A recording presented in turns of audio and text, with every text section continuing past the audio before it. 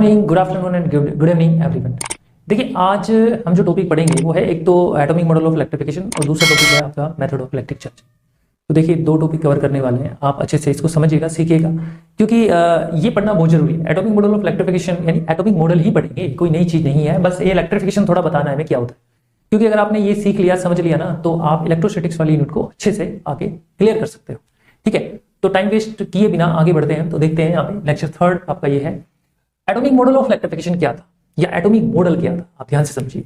देखिए मैं यहाँ पे आपके पास एक एटम बना देता हूँ, ये आपका एक एटम है, राइट, एटम, ठीक है, बिल्कुल स्फेरिकल, एटम स्फेरिकल होता है, तो ये आपका एटम है। आप ध्यान से समझिए, आप ध्यान से समझिए कि एटम के सेंटर में, ये एटम का सेंटर होता है, हर एटम का एक सेंटर होता है। इस सेंटर को यानी इस सेंटर को कहते हैं central core of atom is called nucleus। ध्यान से समझिए मैंने क्या कहा।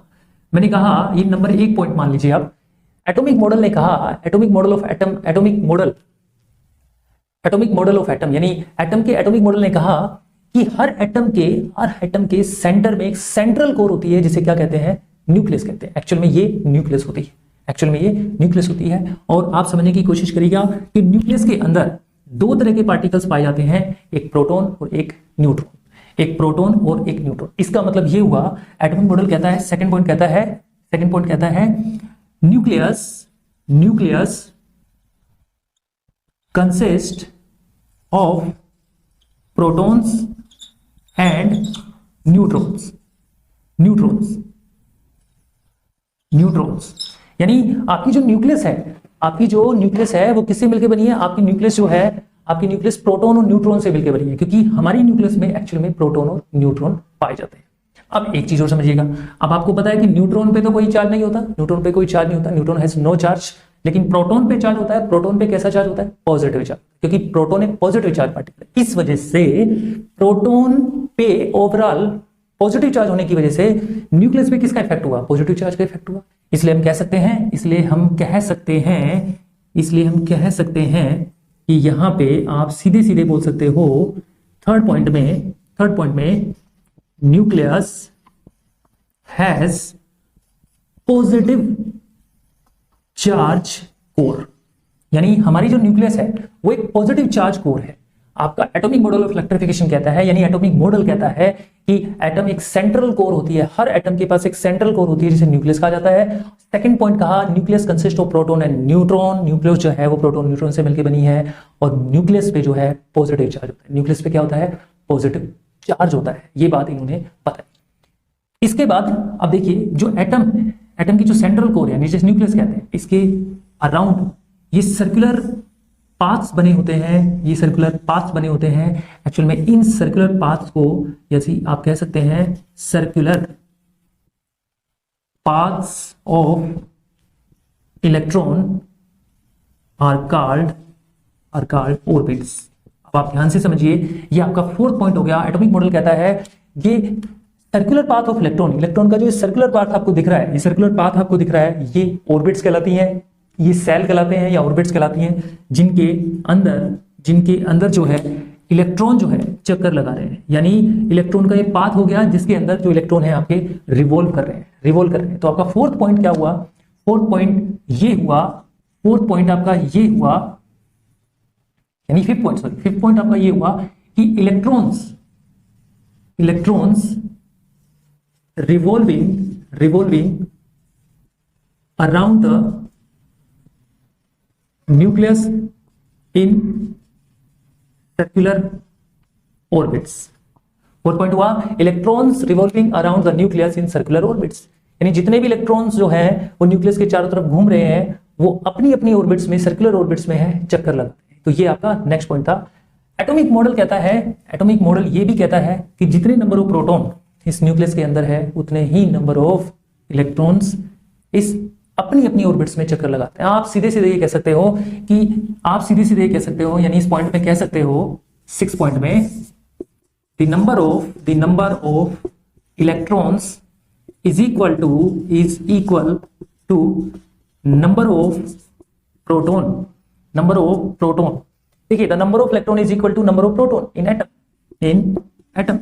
यानी एटम के अंदर जितने नंबर ऑफ इलेक्ट्रॉन होते हैं उतने ही नंबर ऑफ प्रोटॉन होते हैं। इस वजह से अब देखिए, आप सोचिए, जितने प्रोटॉन है उतने ही इलेक्ट्रॉन, तो एक इलेक्ट्रॉन पे जितना चार्ज है एक प्रोटॉन पे भी उतना ही चार्ज है। तो इसका मतलब अगर हम एटम का नेट चार्ज निकाले तो वो तो जीरो हो गया। इसलिए कहा जाता है the number of electron is equal to the number of proton, so atom is an electrical neutral.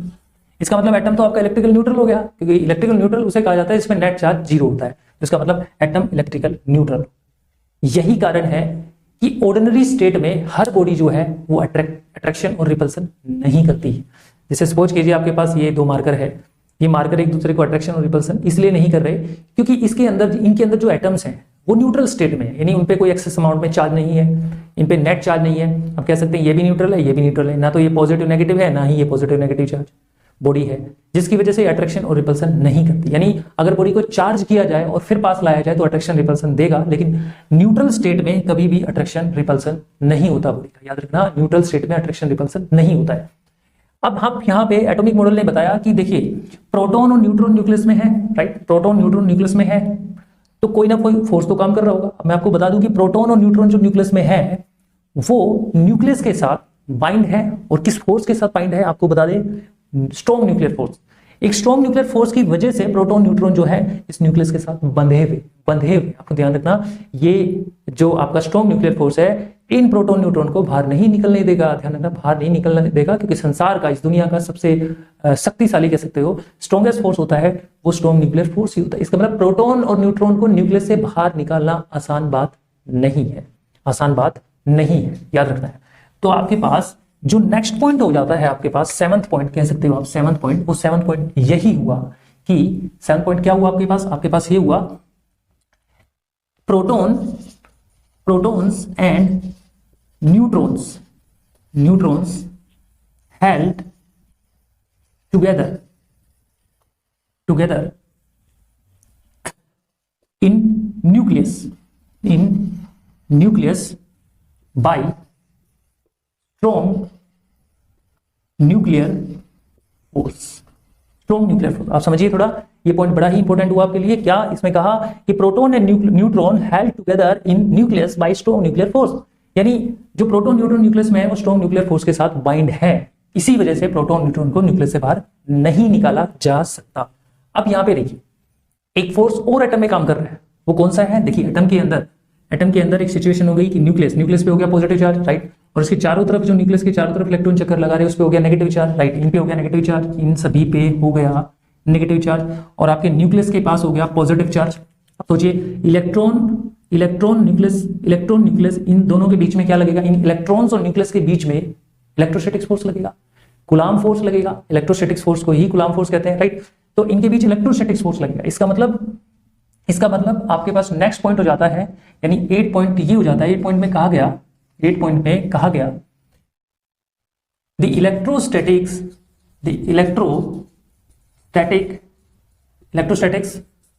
Force of attraction between electrons and nucleus. Electron और न्यूक्लियस के बीच, इलेक्ट्रॉन जितने भी चक्कर लगा रहे हैं इनके बीच और न्यूक्लियस के बीच में एक इलेक्ट्रोस्टैटिक फोर्स ऑफ अट्रैक्शन काम करेगा। लेकिन यहाँ पे आप ये मैंने जो 8 पॉइंट लिखे, इन पॉइंट को आप नोट करना। लेकिन यहाँ पे मैं आपको जो बताने जा रहा हूँ, यहाँ पे एक सबसे इंपॉर्टेंट बात ये है, जो स्ट्रॉन्ग न्यूक्लियर फोर्स है आपका, स्ट्रॉन्ग न्यूक्लियर फोर्स मैंने बोला अभी, strong nuclear force is greater than 100 times of electrostatics force. आपको ये बात समझनी है। आप सोचिए, थोड़ा दिमाग लगाइए कि जो न्यूक्लियस के अंदर स्ट्रॉन्ग न्यूक्लियर फोर्स लग रहा है वो 100 टाइम्स ज्यादा होता है इलेक्ट्रोस्टैटिक्स फोर्स से। आप खुद दिमाग लगा दीजिए कि एटम से इलेक्ट्रॉन को बाहर निकालना आसान है या प्रोटॉन या न्यूट्रॉन को बाहर निकालना आसान है। ऑब्वियसली कि ये जो आपका इलेक्ट्रोस्टैटिक फोर्स ऑफ अट्रैक्शन है, यानी इलेक्ट्रोस्टैटिक फोर्स जो है वो वीक है, 100 टाइम्स वीक है स्ट्रॉन्ग न्यूक्लियर फोर्स से, क्योंकि ये 100 टाइम्स इससे ज्यादा है। तो ऑब्वियसली किसी भी एटम से इलेक्ट्रॉन को निकालना बहुत इजी है, बहुत ज्यादा इजी है। इसी वजह से जब भी हम जब भी हम ये कहते हैं कि इलेक्ट्रॉन का ट्रांसफर हो रहा है या बॉडी कोई चार्ज हो रही है, तो बॉडी चार्ज इसलिए होती है क्योंकि एक बॉडी के इलेक्ट्रॉन जो है दूसरी बॉडी में ट्रांसफर हो गई है।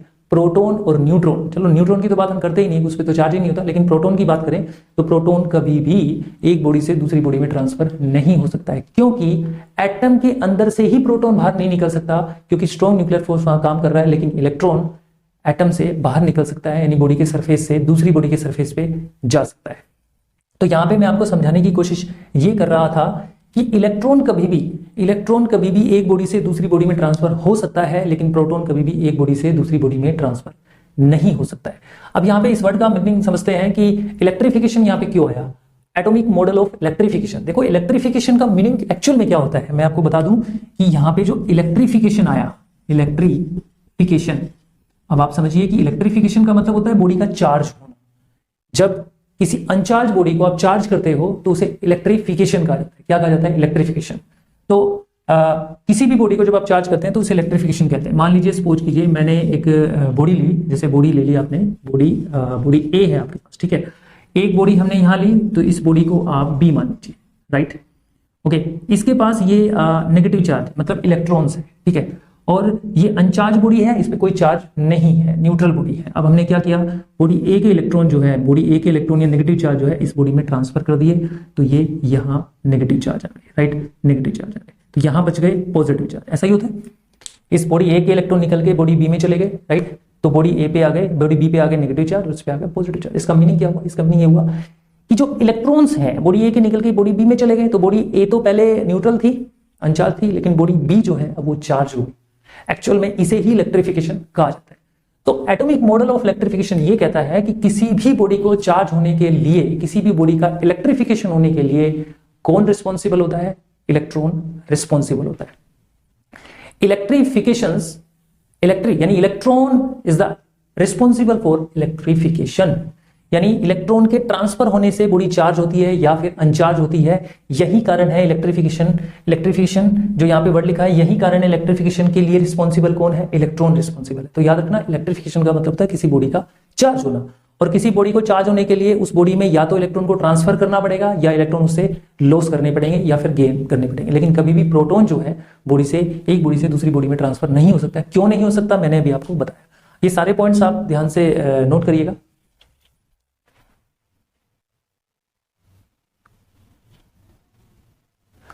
अब देखिए हम समझेंगे इलेक्ट्रिक चार्जिंग क्या होती है। Do you know what do you mean by the electric charging? देखिए इलेक्ट्रिक चार्जिंग क्या होती है, सिंपल सा है इलेक्ट्रिक चार्जिंग। जैसे मान लीजिए बॉडी ए है आपके पास और ये बॉडी बी है। जब हमारी बॉडी ए के इलेक्ट्रॉन निकल के, यानी बॉडी ए के इलेक्ट्रॉन निकल के जब बी में ट्रांसफर हो जाए, एक सिंपल सी बात है कि बॉडी, किसी भी बॉडी के इलेक्ट्रॉन जब किसी दूसरी बॉडी में ट्रांसफर होते हैं, एक्चुअल में इसी को ही इसी को इलेक्ट्रिक चार्जिंग कहा जाता है। तो इलेक्ट्रिक चार्जिंग हुई क्या, आप कह सकते हैं the transfer of electrons from one body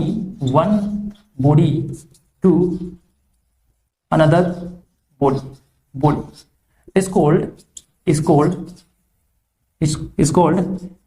electric charging. तो देखिए इलेक्ट्रिक चार्जिंग को समझना तो बहुत आसान हो गया। इलेक्ट्रिक चार्जिंग का मतलब सिंपल होता है the transfer of electron from one body to another body. एक बॉडी से जब दूसरी बॉडी में इलेक्ट्रॉन ट्रांसफर होता है, एक्चुअल में यही आपका एक तरह से इलेक्ट्रिक चार्जिंग कहलाता है। जैसे मैंने बताया कि बॉडी ए के इलेक्ट्रॉन निकल के बॉडी बी में चले गए, तो ये इलेक्ट्रिक चार्जिंग कहलाता है। अब हम किसी बॉडी को चार्ज करने के लिए 3 मेथड यूज करते हैं। तो हम ये कह सकते हैं मोड्स ऑफ इलेक्ट्रिक चार्जिंग।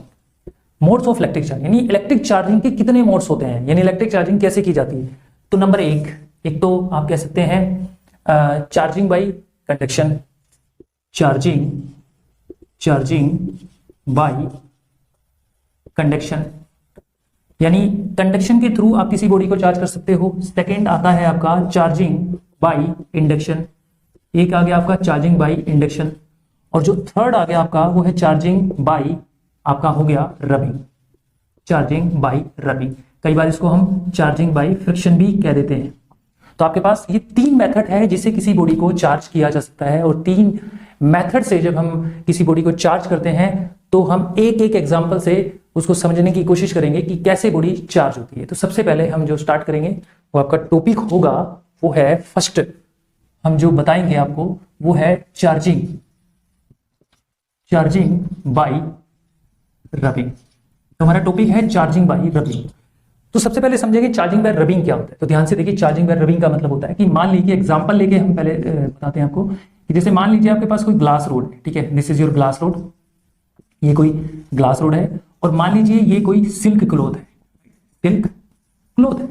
ये दो मैंने मटेरियल ले लिए और ये दो मटेरियल जो है आपके पास, इन दो मटेरियल को आपस में हमने रबिंग किया। देखिए ऑर्डिनरी अगर हम इसको रब नहीं करते हैं, इन दो बॉडी को आपस में रब नहीं करते हैं, तो ये बॉडी भी न्यूट्रल है और ये वाली बॉडी भी न्यूट्रल है, बोथ बॉडी आर न्यूट्रल, क्योंकि अभी ये ऑर्डिनरी स्टेट में है, इसके ऊपर कोई हमने सिचुएशन अप्लाई नहीं की है। तो लेकिन जब हम इसको रब करेंगे, आफ्टर रबिंग, हम यहाँ पे लिख रहे हैं आफ्टर रबिंग, लेकिन जैसे ही हम इसको रब करते हैं तो क्या होगा, बट जैसे इसको रब करते हैं तो आप समझिए कि इस पे तो आ जाता है पॉजिटिव चार्ज और इस पे आ जाता है negative charge. Point two the notice कि जैसे इसको रब किया जाता है, आफ्टर रबिंग क्या होता है, जब इसको रब करने के बाद ग्लास रोड को सिल्क के साथ, कि ग्लास रोड पे तो आ जाता है पॉजिटिव चार्ज, उस पे होता है सिल्क पे आ जाता है नेगेटिव चार्ज। इसका मतलब ये बॉडी पॉजिटिव चार्ज बॉडी बन गई और ये बॉडी नेगेटिव चार्ज। इसका मतलब क्या हुआ होगा कि इलेक्ट्रॉन ग्लास रोड के जो है वो सिल्क क्लॉथ में ट्रांसफर हो गए होंगे।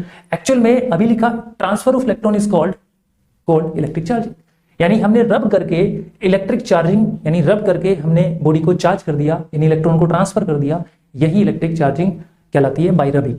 तो यहाँ पे इस प्रोसेस को क्या नाम दें, इस प्रोसेस को बोल सकते हैं, यानी आपके पास चार्जिंग बाय रबिंग की डेफिनेशन में कह सकते हैं द प्रोसेस इन विच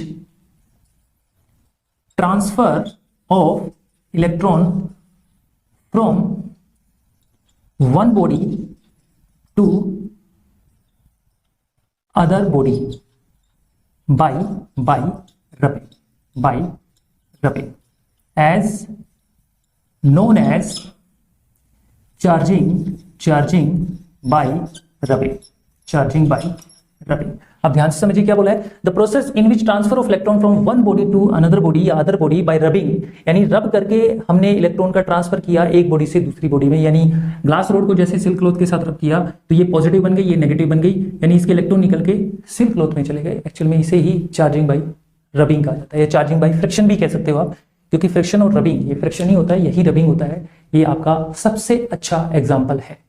देखिए इसे चार्जिंग बाय रबिंग कहा जाता है। एक एग्जाम्पल भी ले सकते हो आप, ये एग्जाम्पल भी ले सकते हो। देखिए आपके पास एक रोड है, ये हम ले सकते हैं एबोनाइट रोड, ये आपके पास एबोनाइट रोड है, राइट।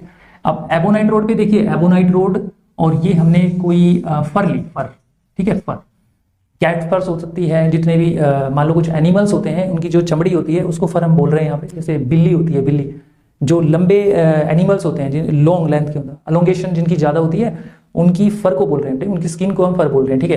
तो जैसे ही एबोनाइट रोड को हम फर के साथ रब करते हैं, ebonite road is a material, one type of material. जब एबोनाइट रोड को इसके साथ फर करते हैं तो व्हाट हैपन, मैंने आपसे बताया कि रब करने से पहले ये ऑर्डिनरी होगी, ये भी न्यूट्रल और ये भी न्यूट्रल। जैसे इसको रब करेंगे तो व्हाट हैपन, तो देखिए इस पे आ जाएगा नेगेटिव चार्ज और इस पे आ जाएगा पॉजिटिव चार्ज। इसका मतलब इसमें क्या हुआ होगा, इसमें इलेक्ट्रॉन फर से एबोनाइट रोड में ट्रांसफर हुए होंगे, लेकिन इसमें क्या होगा, इसमें इलेक्ट्रॉन जो है ग्लास रोड से सिल्क क्लॉथ में ट्रांसफर हुए होंगे।